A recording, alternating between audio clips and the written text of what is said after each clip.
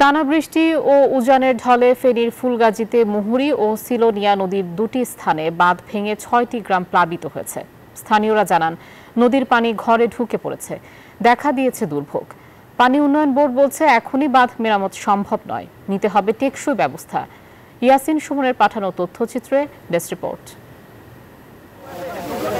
ফেনীর মুহুরী ও সিলোনিয়া নদীর বেড়িবাঁধ ভেঙে লোকালয়ে পানি প্রবেশ করেছে, প্লাবিত হয়েছে অন্তত ৬ গ্রাম। এছাড়া পরশুরাম উপজেলার সিলোনিয়া নদীর বেড়িবাঁধ উপচে লোকালয়ে পানি প্রবেশ করেছে।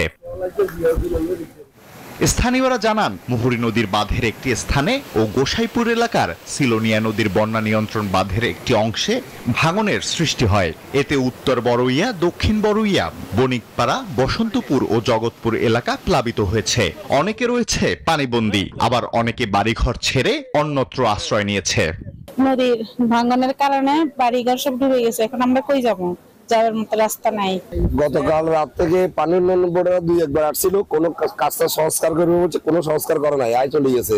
এই মুহুরী নদীর বাঁধটা স্থায়ীভাবে যতক্ষণ পর্যন্ত না করা হবে ততক্ষণ পর্যন্ত এই এলাকার মানুষ ক্ষতিগ্রস্ত হবে। পানি উন্নয়ন বোর্ড বলছে তাৎক্ষণিকভাবে বাঁধ মেরামত করা সম্ভব নয়। বান্ডেল থাকলে প্রতি সেনমানিতে টাকা বাঁচবে। বিকাশ সেনমানি বান্ডেল কিনে জিতুন প্রতি লেনদেনে। এই বুস্টটা আমরা এখন যত তাড়াতাড়ি সম্ভব বন্ধ করব। আর এছাড়া এখানে টেকসই বাঁধ নির্মাণের জন্য একটা প্রকল্প ইতিমধ্যে দাখিল করা হয়েছে। শুক্রবার সকাল ৯টা পর্যন্ত মুহুরী নদীর পানি ছিল বিপদসীমা ছুঁই ছুঁই।